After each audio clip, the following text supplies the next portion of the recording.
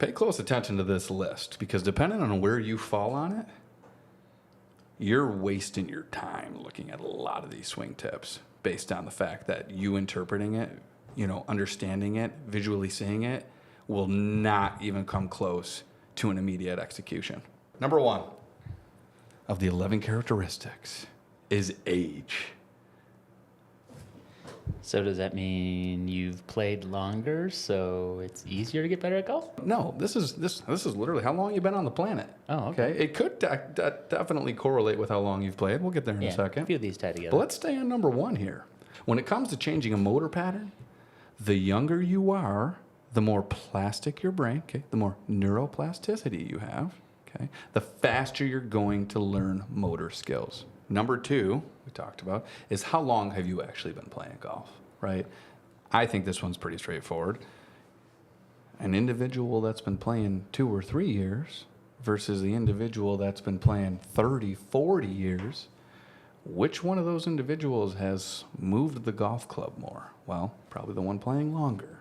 So if you've moved the golf club more, what have you probably done? You've probably made that hardwire of that pattern more ingrained, right? That habit is more solidified.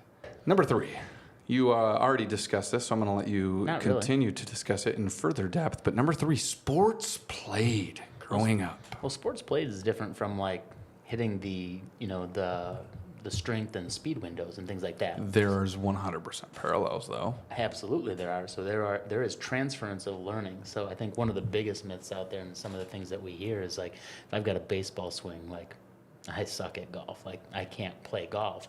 And there's a lot of things, a few things in the baseball swing that are not advantageous to being a good golfer. However, there are more positive things for good hitters in baseball, good pitchers in baseball, that will transfer over and make this learning process a lot easier. Number 4, physical capability.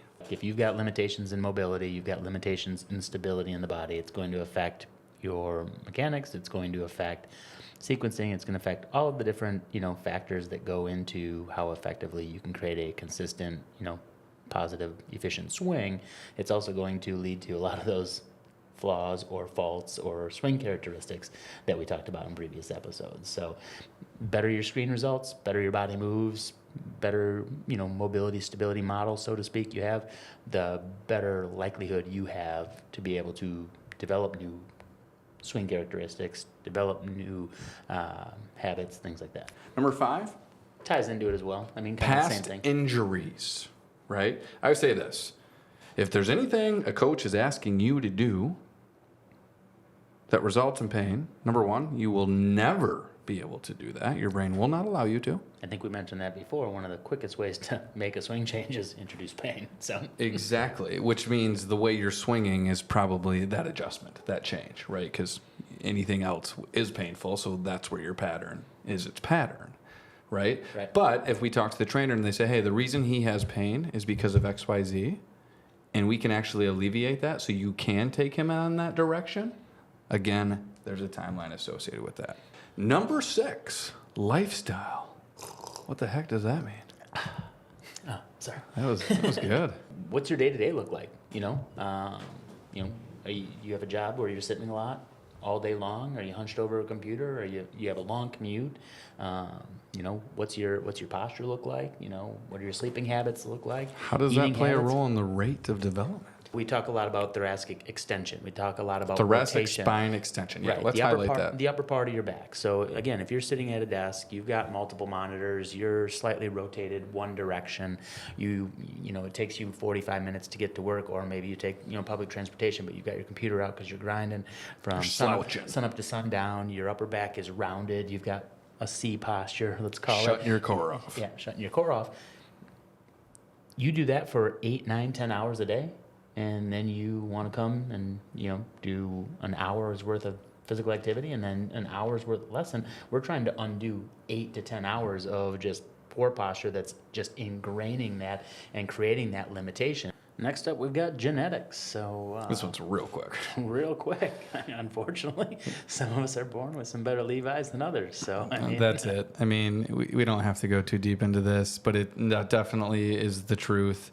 We're talking about muscle composition. We're talking about lever length, arm length, leg length, shoulder width, etc. We're talking about, obviously the makeup of your brain. Do you come from parents that were athletes? Or did you come with parents that never played a sport growing up? A huge role. We're not going to pretend we're experts on genetics. Number 8, really straightforward. Time available. Pretty straightforward. Well, the more you put into something, the more you get out of it. Jumped into number 9 is work ethic, right? There's some that have time. There's some that make time, right? There's some that take responsibility. There's some that blame. There's some that come in and they're really, really coachable. They follow direction. They're doing their best. They leave their skepticism at the door, right? And they go all in and they trust you. Number 10, mindset. Well, I think mindset overshadows all of it. So It really does. Yeah. Right. And this is the difference between growth and fixed mindset. Talked about it in previous episodes. We didn't come up with it. It's American psychologist Carol Dweck. She came up with 4 different characteristics and kind of our knee-jerk reaction to those characteristics. Right. So we've got effort, right? Growth mindset understands that in order to make a change, make progress, improve, effort's part of the recipe. I'm inviting it. I'm looking forward to it. I know it's necessary. Whereas a fixed mindset says, hey, well, if I have to put too much effort, that means I'm not good enough to begin with. And therefore, this is probably a waste of my time. Last but not least. Last one, we had a full episode on, I believe already, right?